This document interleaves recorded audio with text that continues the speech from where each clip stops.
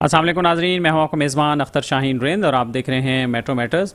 नाज़रीन, माह रमज़ान के इख्तितामी दिन हैं और इसमें जो NGO से वाबस्ता लोग हैं, जो फ़लाही काम करने वाले लोग हैं, वो भी बहुत पुरजोश और पुरअज़म हैं और नेकियां कमाने की कोशिशों में आगे आगे हैं और शाना बशाना है। हर आदमी ये कोशिश कर रहा है कि वो ज़्यादा से ज़्यादा लोगों की मदद कर सके और अपने पास से भी मदद कर सके, दोस्त अहबाब से भी लेकर उसमें मदद कर सके। और यकीनन इसमें सवाब तो है ही है, लेकिन उसके साथ साथ आप शहर में जब बाहर निकलते होंगे तो आप देखते होंगे कि जगह जगह किस तरह से खल्क़ खुदा की मदद हो रही है। Pakistan International Human Rights Organisation भी एक ऐसी तंजीम है जो नाम से ज़ाहिर है कि ह्यूमन राइट्स पर काम करती है और स्पेशली इसका फोकस नौजवान लोग होते हैं और ये भी माह रमज़ान में फ़लाही कामों में पेश हैं। ये क्या करती है तंजीम और कैसे काम का आगाज़ किया, इस पर हम बात करेंगे। हमें ज्वाइन किया है जनाब मोहम्मद सुहेब साहब ने, जो कि सदर हैं यूथ विंग के Pakistan International Human rights Karachi के और नौजवान बिजनेसमैन हैं, CEO हैं हफ्सा बिल्डर्स एंड डेवलपर्स के। अस्सलाम वालेकुम जनाब सुहेब साहब। वालेकुम सलाम। बहुत शुक्रिया आप तशरीफ़ लाए। अपना थोड़ा सा प्रोफाइल बताइए, पहले तो अपना तारुफ़ करवाइए कि कब से आप इस बिज़नेस में हैं और क्या करें। अस्सलाम वालेकुम।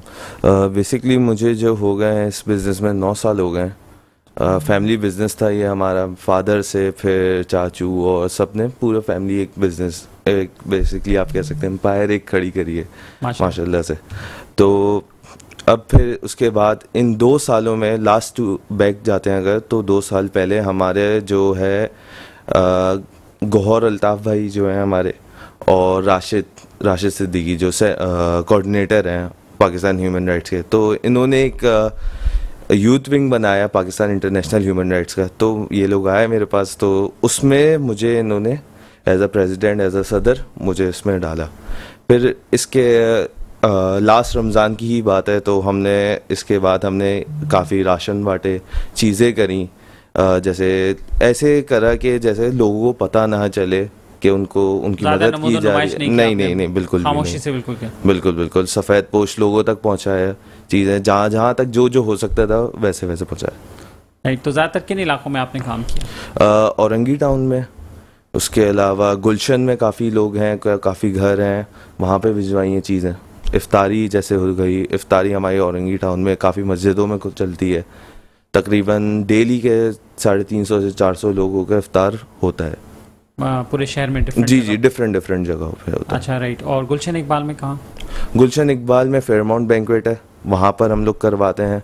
वहाँ पे 1-2 दिन छोड़ के इस तरह करवाते हैं। अच्छा, बाकी मस्जिदों में तो लाजमी डेली चलता है हमारा।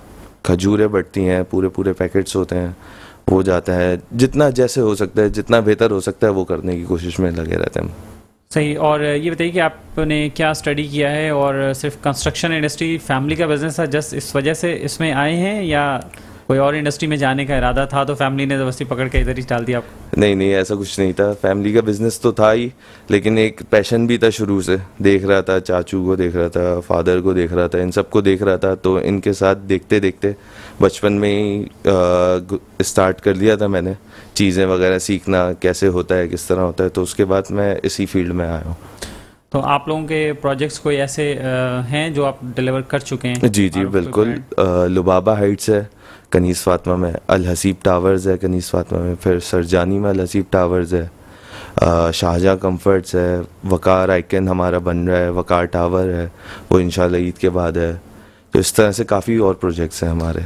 वैसे इसमें कभी आपको मुश्किल परेशानी पेश आती है, चूँकि बिल्डर्स का भी, सबका नहीं ऑफ कोर्स, लेकिन एक ओवरऑल एक इमेज अच्छा नहीं है कि लोग अपनी जमा पूंजी लगा देते हैं, किस्तें भी भर देते हैं, सब करते हैं, लेकिन आगे से उन्हें वो डिलीवरी नहीं होती, पोजीशन नहीं मिलते। लोग 15 मतलब 4 साल का कह के और 10 साल 20 साल से लोग परेशान हो रहे हैं। सर वो करते हैं, लेकिन हमें आज तक हुआ नहीं है अल्हम्दुलिल्लाह। जितना टाइम बोला है, जिस टाइम पे बोला है उस टाइम पे डिलीवर किया है हमने। हमारे पास इस तरह की परेशानी हुई नहीं है अभी तक। लेकिन लोगों से ये बातें सुनने को आती होंगी, तो आपको इस हिसाब से तो लोग कहते होंगे ना, आपसे भी पूछते ही होंगे। जी बिल्कुल, जाहिर है उनका राइट है पूछना, जाहिर है उनके जमा पूंजी है ज़िंदगी भर का। एक इंसान घर बनाता है अपना, तो अपनी ज़िंदगी भर की जमा पूंजी लगाता है, उसका पूरा राइट है पूछने का। उसकी चीज़ें हैं, लग रही हैं हमारे पास, जाहिर है स्टेक है एक, उसका लगेगा हमारे पास। तो ऐसा हमारे लिए तो कोई इशू नहीं हुआ कभी ना, इंशाल्लाह कभी होगा।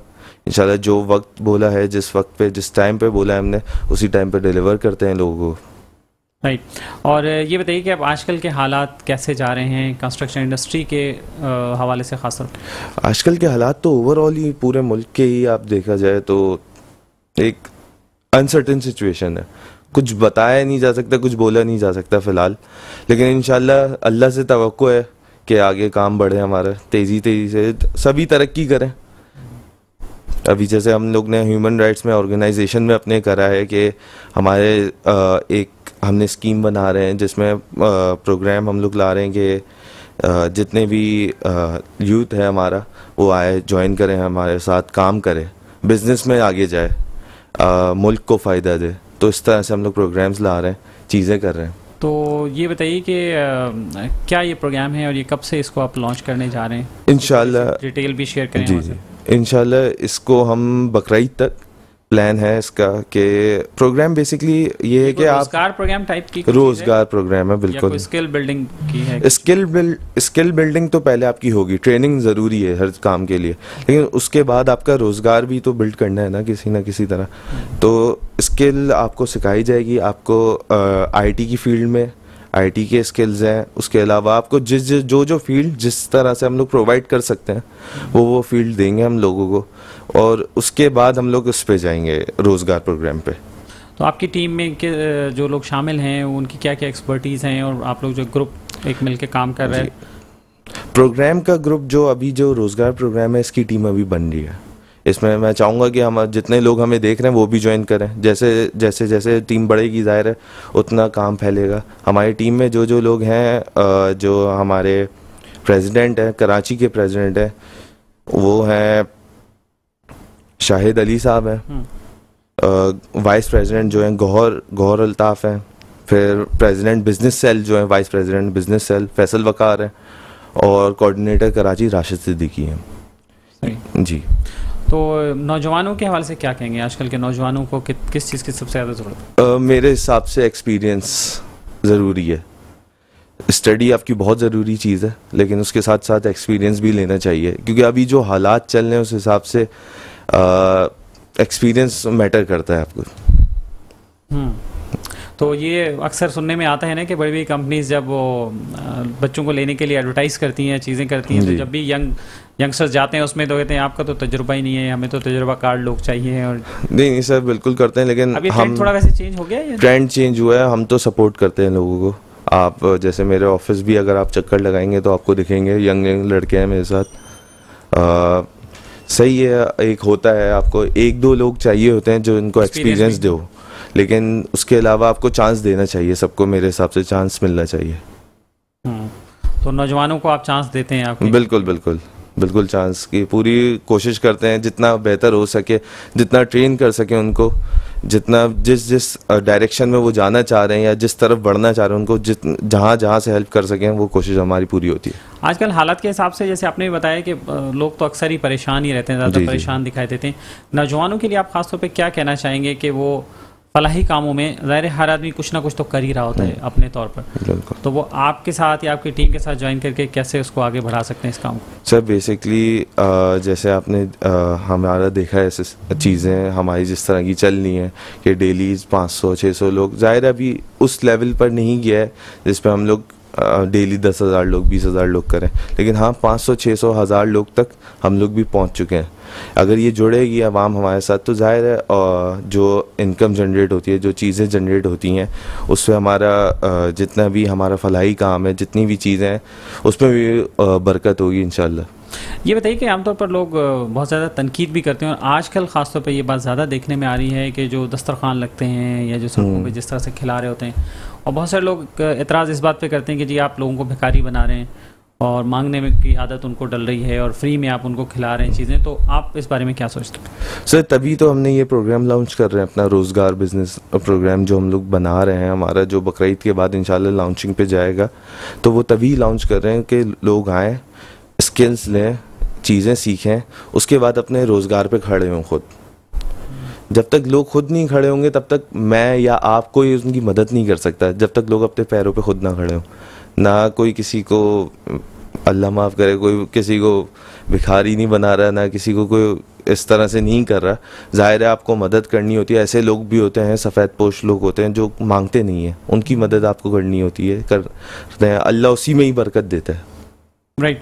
और ये बताएं कि बहुत सारी एनजीओ तो क्लेम करती हैं, खैर आपने ऐसे बताया कि 400, 500 या 1000 लोगों तक भी आप पहुंच रहे हैं और उनकी हेल्प कर रहे हैं।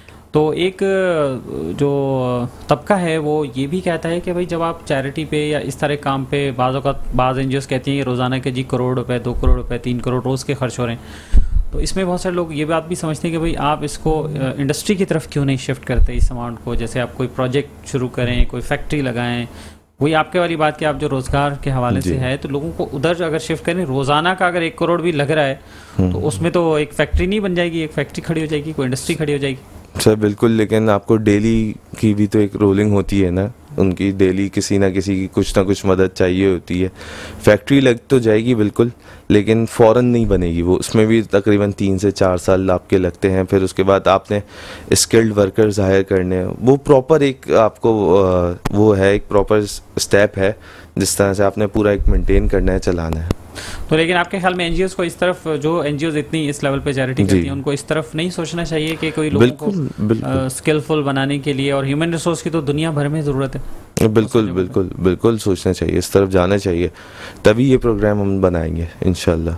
हम लोग भी बनाएंगे और मेरे हिसाब से काफ़ी और भी एनजीओज़ हैं वो जो कर रही होंगी। और आप किन किन चीज़ों पे काम कर रहे हैं? और तो आपने रोजगार की एक बात बताई, उसके अलावा कोई एजुकेशन पे आप कुछ करते हैं? एजुकेशन पे जी, एजुकेशन पे हमारा जो चल रहा है आईटी पे चल रहा है।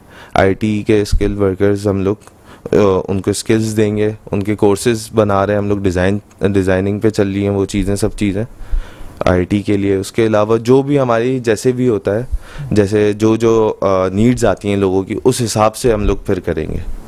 लेकिन मेन फोकस अभी आईटी पर ही है, क्योंकि आगे आने वाला दौर जो है टोटल आईटी का है, ई कॉमर्स है, इन सब चीज़ों का है। राइट। और आपकी टीम में जो है वो बच्चियों को भी आप फोकस कर रहे हैं? बिल्कुल बिल्कुल, वुमेन एम्पावरमेंट बहुत ज़रूरी है मेरे हिसाब से। तो मतलब मैं कहता हूँ कि अगर लड़कियाँ और जो बच्चियाँ हैं ये लोग खुद आके अपना काम स्टार्ट करना चाहें तो बिल्कुल करें। उसमें आप बहुत सारे लोग ऐसे होंगे जो, जैसे आपने कहा, और उसमें हम कोशिश करेंगे आपका कांटेक्ट नंबर भी हम उसमें बता दें, आप खुद बता भी दें नंबर के, अगर लोग रब्ता करें आपसे तो कहाँ पे रब्ता करें? कोई पेज है तो वो बता दें, जी पाकिस्तान इंटरनेशनल ह्यूमन राइट्स का पेज है हमारा, उस पर आप लोग रब्ता कर सकते हैं। उसके अलावा जो हमारे जो चीफ कोऑर्डिनेटर हैं राशिद सिद्दीकी, उनको कांटेक्ट कर सकते हैं, उनका कांटेक्ट नंबर भी आप भी बता सकते हैं। चीज़ें मेंशन कर देंगे हम, जी मेंशन कर देंगे। तो आप मैसेज क्या देना चाहेंगे? बस हमारा टाइम इसका एंड हो रहा है जी, टेक होम मैसेज क्या देना चाहेंगे? मेरा मैसेज ये है कि हमारा जो यूथ है ना वो बहुत कुछ कर सकता है। हम लोग चाहें तो मतलब हमारे पास 70% हमारा यूथ है अभी पाकिस्तान में जो है, और बहुत से लड़के लड़कियां बाहर जा रहे हैं। तो मेरे हिसाब से उनको मुल्क में रुकना चाहिए, मुल्क की खिदमत भी करनी चाहिए। लेकिन बाहर जाना भी सबका अपना अपना माइंड सेट होता है, लेकिन मुल्क में रुक के मुल्क की खिदमत करनी चाहिए, मुल्क को अभी ज़रूरत है हमारी। राइट, बहुत शुक्रिया आपका। थैंक यू, आप हमारे साथ यहाँ पे शरीक हुए हैं और थैंक यू सो मच। इंशाल्लाह नेक्स्ट टाइम भी फिर आपको इनवाइट करेंगे जब आपका काम और थोड़ा बढ़ जाएगा इंशाल्लाह। और ये आपका रोजगार प्रोग्राम जैसे ही लॉन्च करने लगेंगे तो फिर इंशाल्लाह बिल्कुल आप आइएगा हमारे प्लेटफॉर्म में, जरूर लोगों को बताइएगा। और नाज़रीन, वक्त हुआ एक शॉर्ट ब्रेक का, ब्रेक के बाद आपको एक और स्टोरी बताते हैं।